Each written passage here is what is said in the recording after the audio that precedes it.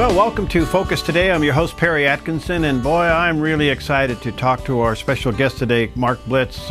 You probably have heard and read and seen a lot about a subject called blood moons. And this has been all over most of the Christian media and even on some of the secular media. Well, Mark Biltz is the founder of El Shaddai Ministries, a well-known commentator on the Feast of the Lord. You perhaps maybe have seen him on Fox Television. He's been there. He's also been a guest on Sid Roth's television broadcast, Prophecy in the News. But now he's made it to the big time because he's on the Dove. And his book is entitled Blood Moons, Decoding the Imminent Heavenly Signs. And so there it is there. Well, Mark, what a joy to have you. And, you know, I'm sorry we only got you for one segment. So I can tell first off, we're going to get you back several times so we can get into this. But nice to see you. Welcome to the program. How did you discover this? Well, thank you so much, Perry, for having me on your program. I discovered this really back in 2008 when I was looking at the Temple Mount at a total lunar eclipse that everyone had seen on the internet, and it just really intrigued me. And I knew that the Lord had said that there would be signs in the heavens. As a matter of fact, in Genesis 1:14, God said he created the sun and the moon to send signs on his feast days. And so I went to NASA's website to see if there were any interesting eclipses, and I saw these 4 blood moons in a row. And then what shocked me is when I saw they fell on the feast days, Passover and the Feast of Tabernacles, 2 years in a row. And then I was even more shocked when I saw that these didn't happen at all in the 1500s, the 1600s, the 1700s, the 1800s. And then last century, it happened twice on the feast days, both in 67 and 68 when Israel recaptured Jerusalem, and then right after they became a nation in 48. So it really surprised me. Wow. So explain to our audience, what is a blood moon? It's a total lunar eclipse. Sometimes you can have a partial lunar eclipse or what's called a penumbral lunar eclipse. A penumbral doesn't fully cover the moon, and so it doesn't turn blood red like it does in a total lunar eclipse. All right. So there's 4 of them. That's very unusual to have them. How do they line up coming up this year and next year? Well, the first one's on tax day, April 15th of this year. And then the next one is October 8th. And then the next year it's on April 4th and September 28th. And what's really fascinating is the last one on September 28th is what's called a supermoon, because the moon's orbit is elliptical. And it so happens it's at its closest point to Earth for the entire year. It's a full moon. It's a total blood moon. And it will be seen in Jerusalem on the Feast of Tabernacles when all the Jews are outside looking up at the sky, which is what they do. They're going to see this giant super blood moon. Wow. Now, going back, was 1948 the results of a blood moon? Or at least related to it? Well, I definitely think it was related to it because 1948 they became a nation. And then these 4 blood moons happening on the feast days were 1949, 1950. Wow. All right. So it obviously, these lunar eclipses line up with something that is very impacting as it relates to Israel's history. And do you have any indication what may be ahead with these blood moons? Yes, this is what I think is an indicator, but one thing I want to bring out first as well is even in 70 AD, when the temple was destroyed, there were solar and lunar eclipses all over the feast days, as well as in 32, 33 AD, there were these eclipses all over the feast days. Now, as far as what they indicate, you know, from a theological point, I tell everyone to put it in their own theological pipe and smoke it like they want. I don't know for sure what's going to happen. Yeah. But I do see, look at the pattern. In the past, it meant a biblically prophetic war in Israel, 1948, a biblically prophetic war in Israel, 1967. There are several biblically prophetic wars that have not taken place yet. So I'm not saying it's going to happen, but from the pattern, it looks like there's a good probability that we could see something in the next 2 years. And when you look at what's already going on in the Middle East between, you know, Egypt and Syria and Lebanon and Iran, it really shouldn't surprise anybody. Well, you know, you said earlier the Scripture tells us that there'll be signs in the heavens. So I don't think that the Scripture would mention that if, in fact, we weren't to pick that up. You're exactly right, Perry. In Genesis 1:14, again, God said he specifically created the sun and the moon to send signals or signs on his feast days. And then here Isaiah talks about it, Joel talks about it, in Revelation it talks about it. And then even Jesus says in the Gospels, in Matthew 24 and in Luke, there will be signs in the heavens. The sun will turn to sackcloth and the moon to blood. All right. This topic is really front and center these days, especially in Christendom. Is Israel reacting to any of this? Is the leadership or the Jewish community, are they reacting to any of this discovery?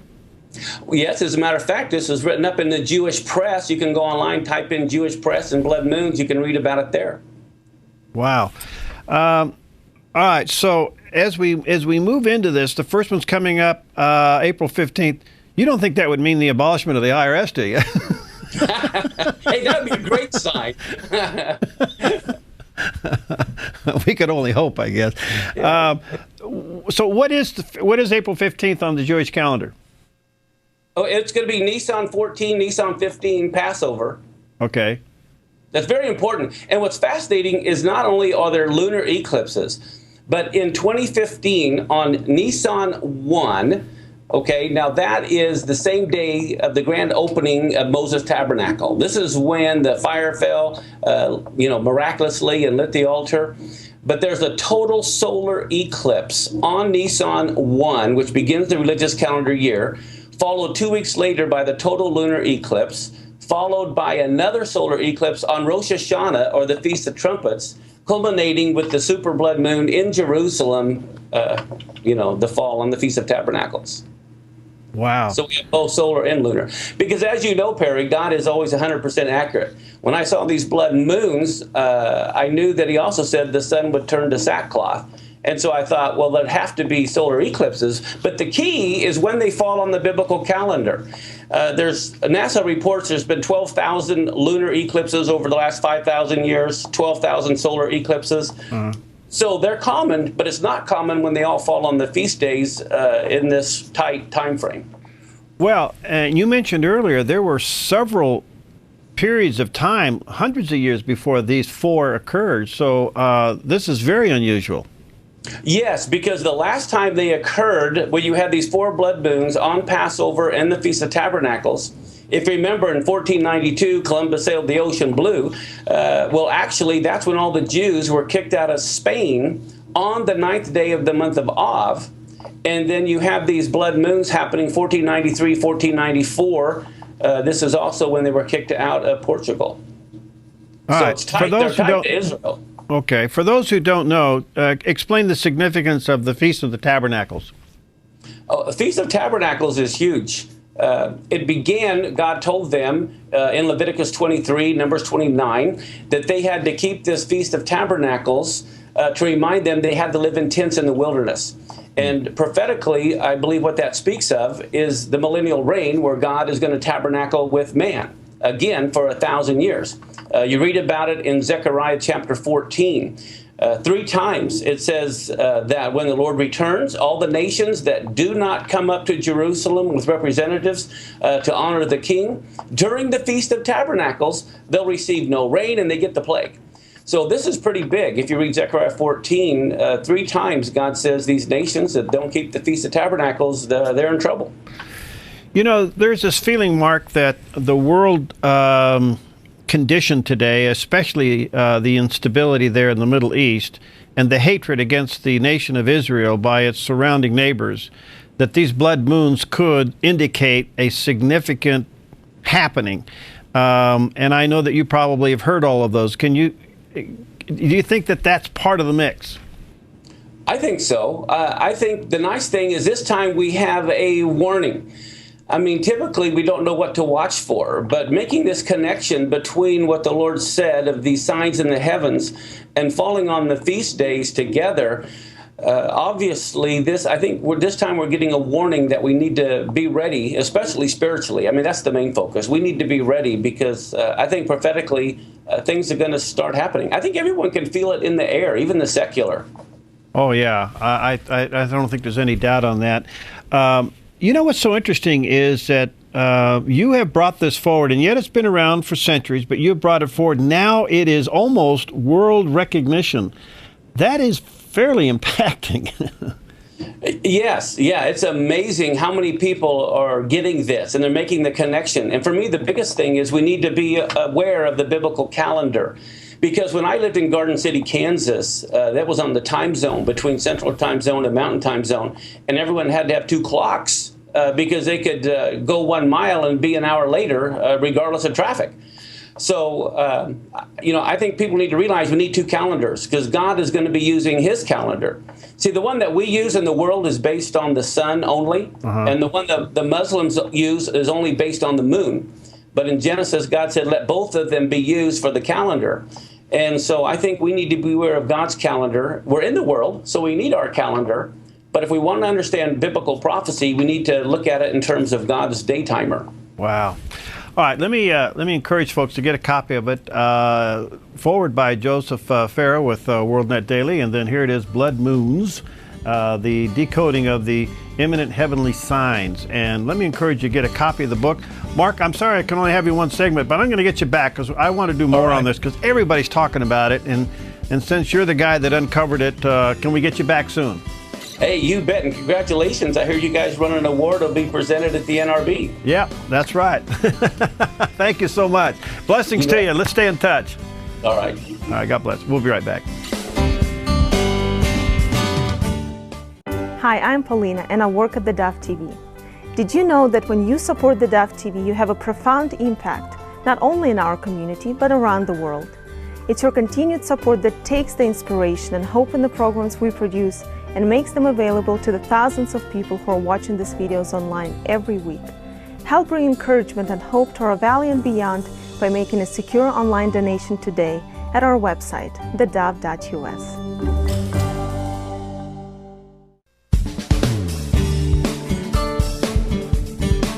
Well, welcome back. Our guest today is really a special person, and you probably have seen her on a little network called Fox, but today she's made it big time. She's on the Dove.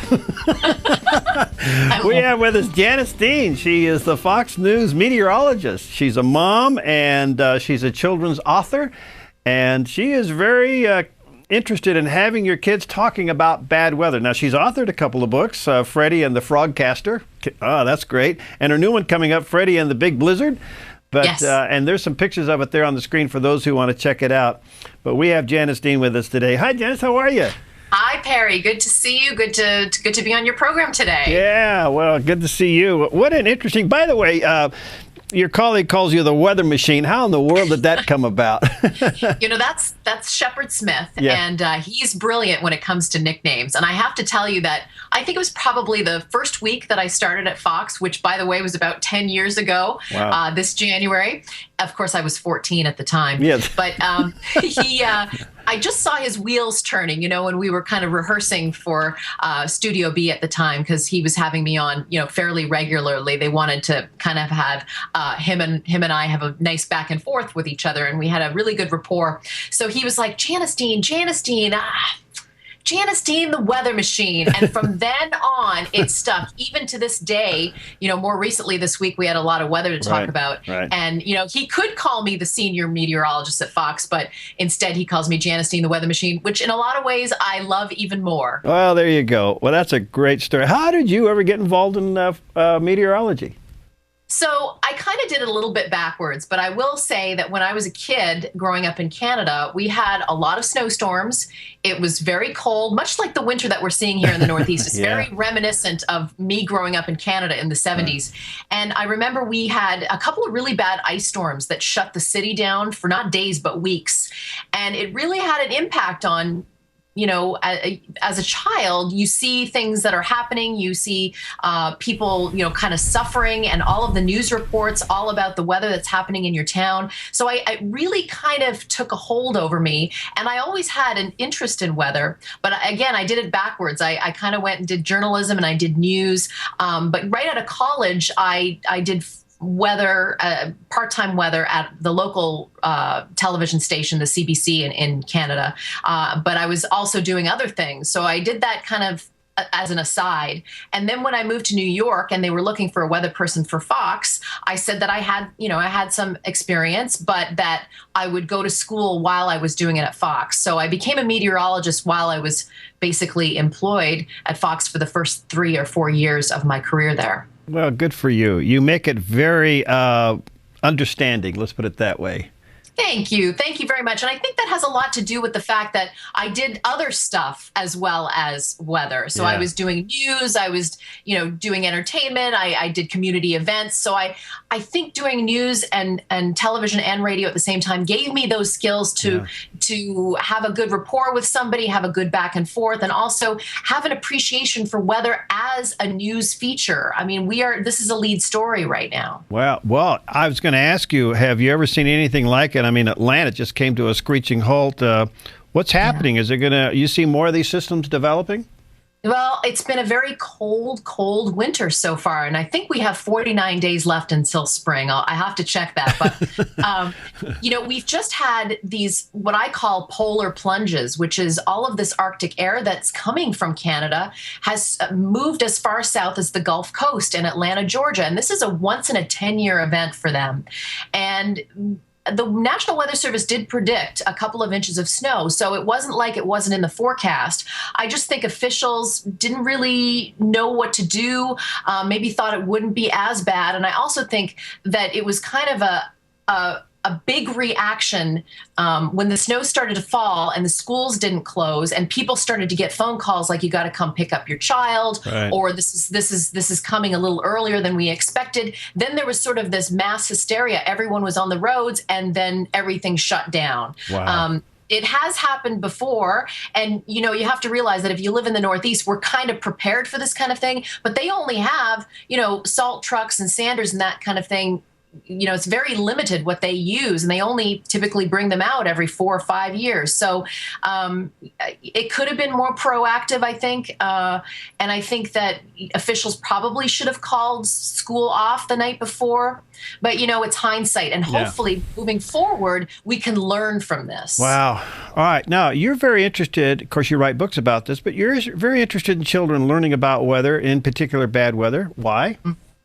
Well, I think it's really important. I bring it back to when I was a child and we had bad weather in our hometown, and children really are very interested in what's going on. I think we have to realize that, and they will remember the things like Hurricane Sandy and ice storms and big storms that shut their city down. And the for Atlanta, those kids are going to remember being in school overnight because their parents couldn't come pick them up, or they couldn't get school buses. So I think it's really important to have kids at an early age understand, have a good understanding of weather and why things happen. Not the science and math part that meteorologists get into when they go to school, but a good acknowledgement of what goes on in the atmosphere and how things can happen. And I think parents certainly can have the discussion with kids, and teachers certainly can have the discussion with children.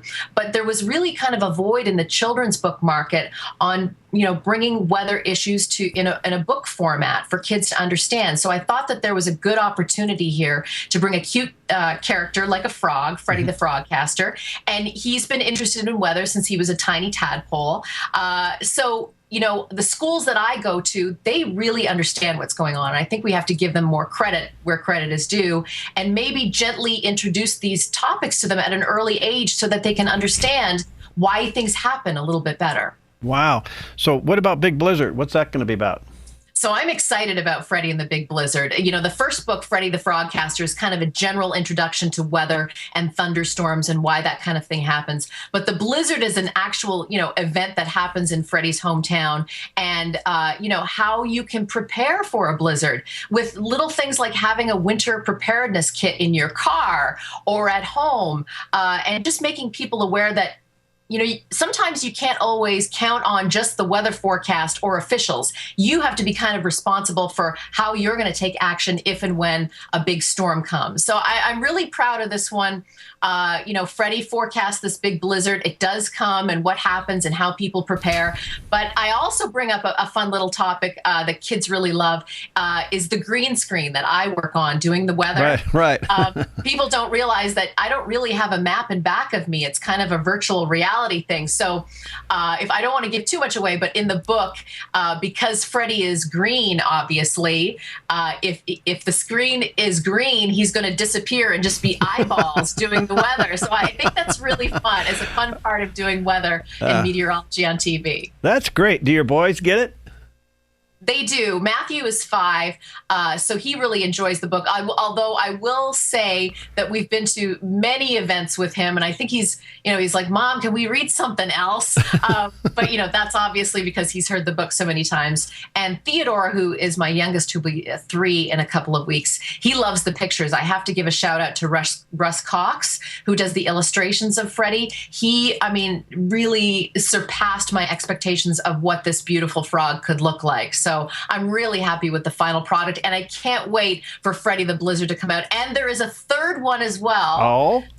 Perhaps you guys will be the first to know that the third one is going to be a hurricane. So we're gonna introduce kids to how they can prepare for a hurricane. All right, so you got Freddie the Frogcaster, Freddie and the Big Blizzard, and Freddie and the hurricane.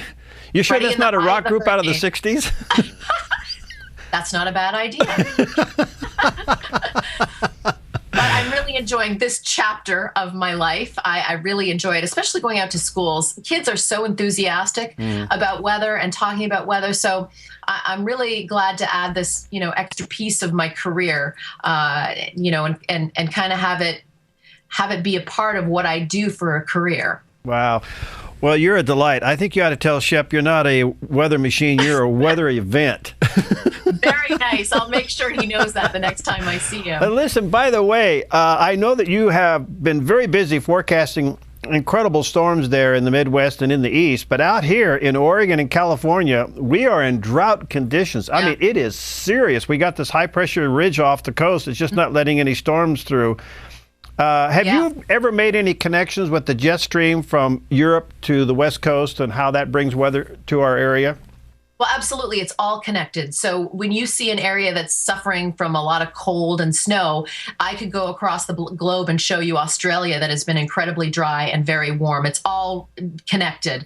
It's all about the winds and the patterns.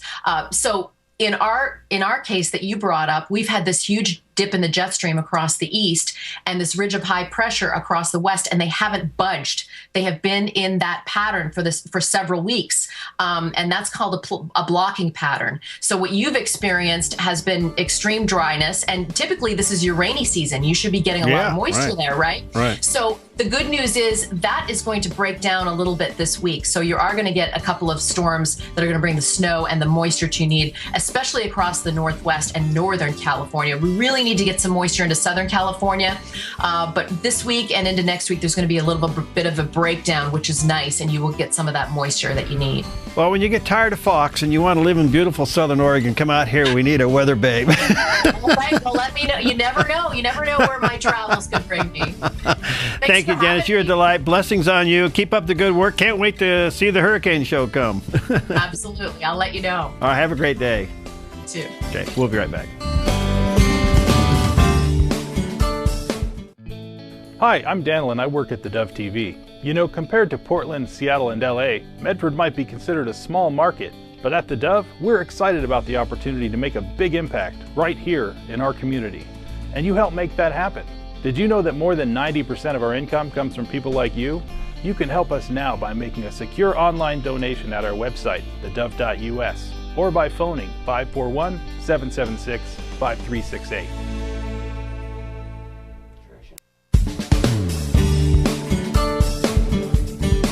Well, welcome back. Our own Polina, just a little while ago, talked to Wendy Griffith. Now, she is a CBN news anchor with the Christian Broadcasting Network on her book about You Are a Prize to Be Won.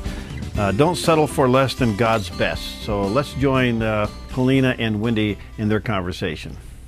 Well, Wendy, welcome to the program and congratulations on your book. It's officially out. You Are a Prize to Be Won by Wendy Griffith. Thank you, Polina. You are a prize to be won, too. Yes, it's officially out, and I'm so excited. We're already seeing a lot of people interested in it, so it's exciting. I'm glad you wrote this book, and I was trying to, in my head, I was trying to come up with a little summary for this, why I'm glad, but I'm just glad you did, because it has been on my mind. There are a lot of girls who will benefit from it, I know. A lot of guys will too, so I want to start with your story. You recently went through a year-long romance relationship that ended. Tell us how it affected you and why did it end, and just share it with us. Well, you know, Polina, here I am, 40-something, never been married. I finally meet this nice guy, tall, dark, and handsome. He's a believer. I thought my prince had finally come. I was so looking forward to the ring, you know, the wedding, the honeymoon, all those things that we dream about. And at the end of the year, he said, and we'd had a great year. I mean, I thought we would probably get married. At the end of the year, he said, God says I have to give you back. And talk about the rug, you know, getting pulled out from under you. I was devastated. You know, I hadn't really been in love before. Maybe in college I was experienced that kind of feeling, but so when that happened, of course, it was devastating. And a few months later, I felt like the Holy Spirit said, I want you to write about your test. God called this a test. I mean, I guess it's a good word for heartbreak. There are really no words to adequately describe the pain of heartbreak, because there are times where you feel like you're going to die. But I felt like God said to write about your test, and I'm glad that it's now being used to help other women heal. When did you realize that he wasn't the one, or did you ever realize that? When did I realize that he wasn't the one? You know, I think God was giving me signs and clues and dreams, and I so wanted the fairy tale. You know, I wanted the fairy tale. I felt like this was my chance, maybe even my last chance, you know, being in my 40s and having dedicated so much time to my career. So normally where I'm very receptive and open and listening to the Lord, at this time I would get a dream, or I'd get you know, something from the Lord, and I would say, I think that's the devil. You know, I don't think that's God. That doesn't fit in with my plans. And that's where we can get into the danger zone, when we want something so much that, you know, we almost make it an idol. We put it before God's voice. But the thing is, Polina, is God wants best for us. And I write in my book, you know, don't settle for emotional crumbs. And what happened during the course of the relationship is, you know, he started pulling away and just giving me what I call emotional crumbs, and an occasional I love you or an I miss you, just enough to keep me you know, in the relationship and hanging on to the relationship. But God doesn't want us to settle. I mean, if you tried to survive on crumbs for any length of time, eventually you would starve. And the same thing in a relationship. Emotionally, I was starving to death, and I didn't even realize it, because if you're used to crumbs and that's all you've ever had, then that's kind of what you get used to. But what I learned was that I was loving him, but not myself. And God said, Wendy, you're a prize to be won. You know, you're a treasure. And I based the book on the scripture out of Matthew, where the merchant goes in search of that pearl of great price, and he sells everything he owns just to obtain that one pearl. And that's how God sees us, as that pearl of great price. And when you start to look at yourself that way, then it's a total game changer. Yeah, well, there were some obvious signs too. For example, when he told you that he loves you, there was that but that we never want to hear. The famous but. I had so wanted to hear the words "I love you." You know, I think everyone wants to. You know, it makes you feel wanted. It makes you feel validated. You know, you want to be. Who doesn't want to hear those words from someone that they love? And when he said it, I said, could you please repeat that? Because we were in a noisy restaurant, and I wanted to hear those words that I'd been waiting to hear. And he said, I love you, but I don't know if you're the one. And it was like getting slapped and kissed at the same time. It was like, what just happened? Why doesn't this feel good? You know, I actually kind of felt sick to my stomach, but I didn't know what to do. I was like a deer in headlights.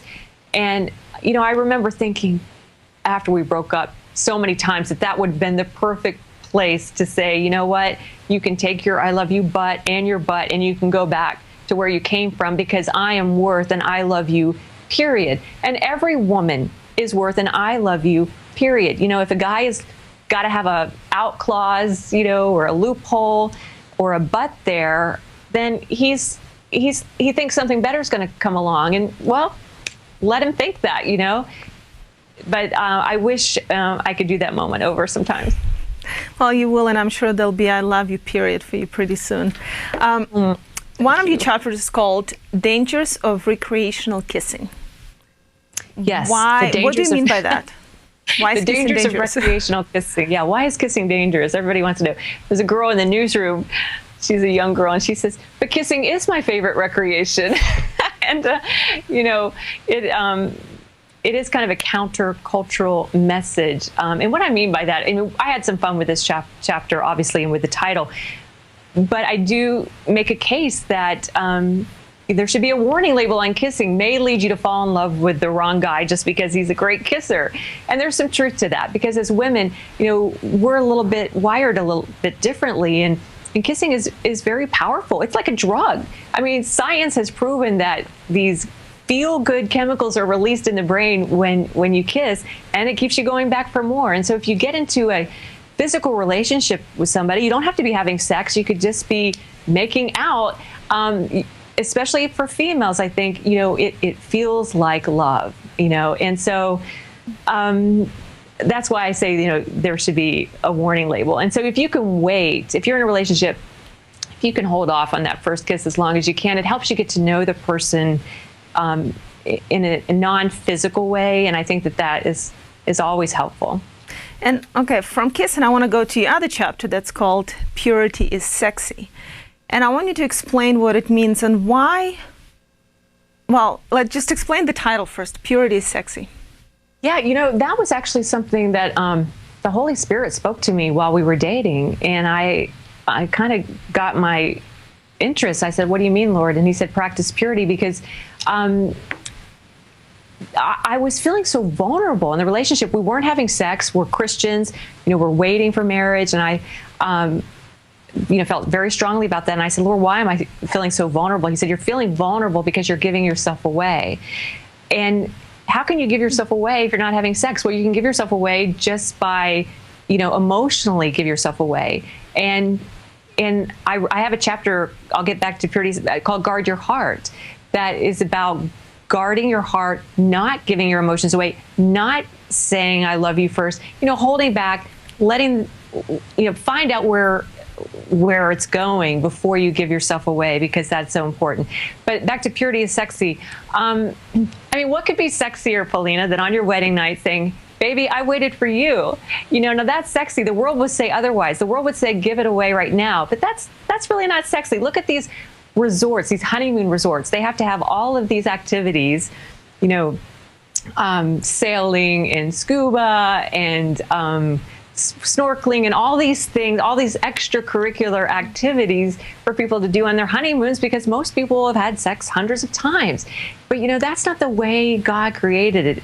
He created it, the honeymoon, to be a little bit different. And so, of course, you want to have fun and you want to do those things, but you know what I'm saying. That's not what my honeymoon is going to be about. Well, what about we make mistakes? People make mistakes. And what do you say to those who've messed up in the past? And can you still live a pure life, even if you have had sex before?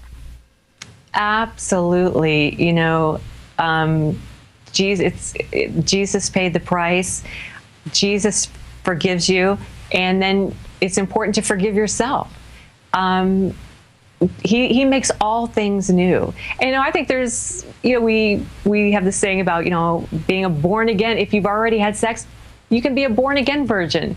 And, you know, that we've all made mistakes. We all have things that we wish we could do over. But yeah, Jesus is so ready to forgive. And then it's important to forgive ourselves and forgive, you know, sometimes it's important to forgive the person we're dating or our future spouse. And so, yeah, absolutely. New beginnings. Wonderful. We don't have much time, so I'm going to run through some of the things I wanted to ask you about. Who pays for dinner? Yeah. Oh, this is one of my favorite chapters. You are worth the price of dinner and dessert. And Polina. dessert. I love that. Any guy ever tell you you're not. I literally was having dinner, only the third date. Wasn't a fancy place, just a little fish house. And he said, are we going to split the check? And I said, well, wait a minute, I'm worth the price of dinner and dessert. And his mouth just like totally dropped open. So, God is so extravagant with his love. And someone had this amazing quote, this guy that I worked with, he said, in a dating relationship, the man has the amazing opportunity to imitate God in the way he lavishes his love on the female. And, if a guy doesn't think you're worth the price of dinner and dessert, I'm not sure I want to be going out with him. Yeah, well, that's true. And like you ended the chapter, and make sure you order the dessert. That would be a real test. Always order dessert. I remember a year ago, I was in the same situation. I haven't even met my husband a year ago, and look what happened in a year. But I remember being the kind of person who would always encourage other girls, wait, pray, put God first, He will provide. And yet you always kind of feel, at least I did, pressured, because you're given all this encouragement, and then you feel like people are looking at you, and they're looking at you and thinking, probably, well, you're not married. What authority do you have to give us that advice? So do you feel that pressure? Because I feel like sometimes friends and family can hurt more than help. Yeah, that's such a great question. And you do, especially from your family, feel the pressure because they want you to be happy. But, I feel like I have a chapter called Be the Prize. You've got to be the prize first for yourself. You're the leading lady in your own life. And why not be the best you can be? If you want a Superman, then you got to be Lois Lane, right? But as far as feeling pressure because I'm still single and with this message, I feel like I can still give hope to other women because I have that hope. God has not forgotten me. And I believe so strongly I had an opportunity to stay in that relationship under His terms without any commitment. His last words to me were, I don't want to stop seeing you, but it was going to be, we were already well into our second year by then. I said, no, I am worth the commitment. I am worth, I'm a prize to be won. And so all that to say, you don't have to settle. You don't have to settle. God hates compromise, and He'll let us settle. And unfortunately, a lot of people do because they're afraid nothing better will come along. They think this is as good as it gets. But I believe when we wait, God says, if those who wait on me will not be disappointed.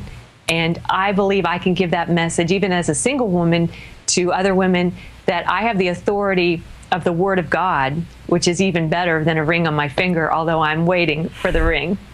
You will get it. Wendy, you're an inspiration. And I want to thank you for the book. It's called You Are a Prize to Be Won by Wendy Griffith. You've all seen her, heard her on CBN. She's a beautiful lady. And Wendy, I want to thank you, and just keep waiting. You never know. It may happen tomorrow. It may happen next year. I'm dedicating the book to my future husband. So, if he's out there. Hi, honey.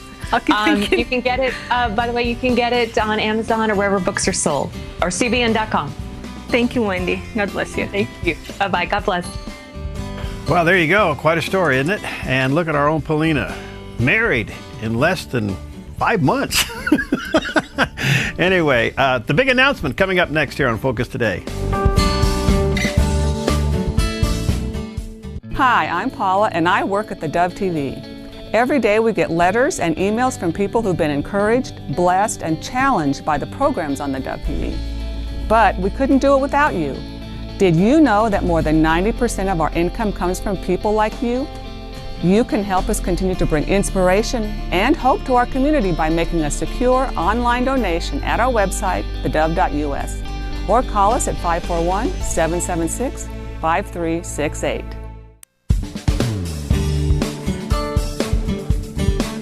Okay, we're back. Well, we have been talking about a very special announcement here on the Dove for a couple of days, and I want to read to you a letter that I just recently received from the president of the NRB, which is the National Religious Broadcasters, Jerry Johnson, Dr. Jerry Johnson, who is the newly elected president from the NRB.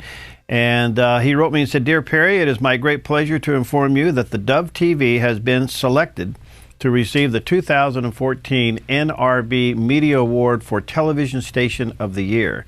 And so we are, needless to say, overwhelmed with the fact that we are now winning this award again. This is the first time we won it in 2012. And we have been selected again as the NRB Low Power TV Station of the Year for 2014. And we'll be physically receiving that award for 2014 coming up in a couple of weeks during the NRB convention in Nashville, Tennessee. I have with us in the studio today Mr. Dannal Newman. He is kind of the operations manager of the Dove TV. He makes sure this thing is on the air and works, and calls a lot of shots behind the scenes. Got a great team in the room next door called the control room. So Dannal, congratulations. Thank you. It's an honor to be certain, and it's it's incredibly humbling. Yeah. And what does it mean? I mean, what the letter says is that we were chosen because we're innovative in our content and our programming. That's what they said. This decision was based on a thorough review and judging by the NRB Television Committee. This award is presented to the station that displays innovative and creative programming through its daily schedule. And so we are not a typical Christian radio station by any means. And what that tells me is, it just tells me that we're on the right track and doing what we're doing. I know I pray every morning that what we do here, whether it's TV or radio, that we will connect the right message with the right person at the right time. And I believe that this is an indication that we're doing that we're having an impact. Well, you know, getting the programs, selecting them, and then putting them in the lineup, and then plus the things that we create on our own, like the morning show, that's no easy task, is it? Oh, no. There's a lot of work, and we have an incredible crew that does it. And I would just like to mention that we have a couple of former interns in there in the control room. I'm usually on the other side of the glass in there. And they came here as interns to learn the business of TV, and now they're TV professionals. Yeah. And I'd like to also mention a couple new people we have. We have a great floor director in David. We have a great assistant director in Taylor. So we have great people, and we don't have the most resources out of any of the other stations. This isn't low budget TV. This is no budget TV. And so I think having the right people is a huge part of that. And I think that God just brought the right people here at the right times to be able to do what we do. Well, a lot of people, when the NRB looked at it and I talked to them on the phone, they are very genuine in the fact that we are innovative. There is no other radio-television combination in the country that's doing what we're doing from 6 to 9, where we take a radio show, turn it into a television show, broadcast it both at the same time on radio and TV. And that is very unique in itself. They have never seen a low-power station so dedicated to news as we are. And current events and community events. And so anyway, I don't want people to think we're tooting our horn here. I think what's happening here is that when the industry recognizes you that you're different and you're innovative, that's confirmation to us, as you said, Dannal, that when you select a program and you're putting it in the daily schedule and word goes, only God can take the content of that, match it with the person's need at the right time, and it comes together. Absolutely. So big deal. You got some new programs you're looking at? You know, I've been looking through a lot of programs lately. We've got some sources of programs, and I've been looking at a lot of different content, maybe some sports content coming up on the Dove TV. We're looking at some fresh children's content. We're looking at maybe some new features. But I got to tell you, I've been looking through a lot of the content, and what I have seen in a lot of it is traditional Christian TV. Mm-hmm. And so a lot of it I've had to say, you know what? That's not going to be right for the Dove. Right. Because it seems like something that we're not trying to be. We're trying to be a different kind of Christian TV channel. Mm. And I think that's what the NRB is saying, is that we are a different kind of TV channel. Right. So we're having to look past some of this, even expensive, well-produced programs, and say, you know what, that's too traditional Christian TV. It's not right for the Dove. Right. So it's a tricky process, but we're narrowing down some programs. Well, this thing is, I'm telling you, we were quite frankly shocked to get the letter that we have received this award twice now in our 4 years of being on the air, 2012 and now for 2014. It is really an honor. But folks, it also is an indication, as Dannal said, of where we are. You know, in the month of November, we had 42,000 people go to the Dove YouTube videos one way or the other and watch them. Now that's averaged over the last 6 months of 34,000 people going to our content, looking at it, and viewing it. So we're on the right track. And what does that mean for the future? And let me just tell you real quickly, we are in the process of getting the Dove's new building put together. I've been involved in a lot of legal things lately, more than I care to be involved in, but somebody's got to read that stuff. And glad it's not me. Oh, yeah, it's just mountains of legal stuff. So we got a lot of hoops we're jumping through. We will be taking possession of the building very shortly, and once that occurs, then we'll be moving in there and then starting the remodel process. So the months ahead are very, very challenging for the Dove. Please pray for us, and it is a huge, it is a huge project to get all the legal things done and then focus our attention on all the technical things that have done just to pick this place up and move it. And then once we're there, we have to start remodeling around ourselves. Why are we doing this? The future is content development. The future is developing more radio and television content that can be used not only in the Dove network, they also can be used on other networks. And those are things that Dannal and I and his crew have spent a lot of time talking about, because I really believe what we're doing in the morning show with the interviews and the other types of programs we talked about, that's the future of developing content, don't you? I absolutely agree.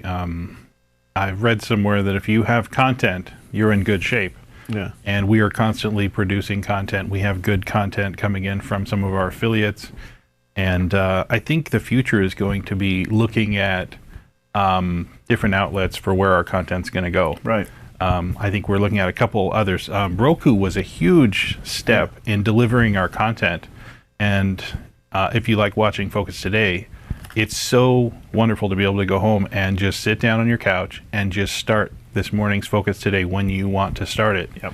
And so it's pretty exciting, all the different outlets that are opening up, and we're looking at more and more of those. Really, and a lot of the things that you see on the Dove TV, they are unique, no question about it. What we feel like God's calling us to do is start developing unique program ourselves that can be used on other networks. And that clearly isn't, we can't do that until we get in our new facility. We actually have the space and the wherewithal to do that. Right now we don't.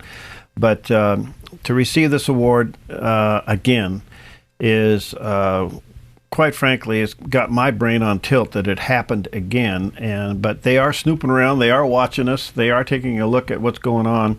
And it is pretty remarkable for a low-power television station to receive a national award, but then to receive it twice in itself is pretty remarkable. So we're excited about it. We're honored by it. But it also, as you said, Dannal, and we've been talking about, you who support the Dove, you who watch the Dove, it really is your award as well, because you make it happen. And I just want to say, we can't do what we do without you. It just doesn't happen. Your support of this unique media ministry is touching lives literally all over the world. And I want to say thank you for your support and standing with us and believing in the mission. Because, you know, when you support our mission, it becomes your mission. And we are honored to partner with you to win as many people as we can to Christ in these days in which we live. Dannal, thank you to you and your crew and the hard work that you guys do in that room. And congratulations to everybody behind the scenes here that make this happen. And congratulations to you for supporting us to make it happen. The Dove TV Television Station of the Year again for 2014. Hi, I'm Jim and I work at the Dove TV. Every weekday between 6 and 8 a.m., our award-winning news and sports team bring you the best morning show around. It's live, it's honest, and it's a whole lot of fun.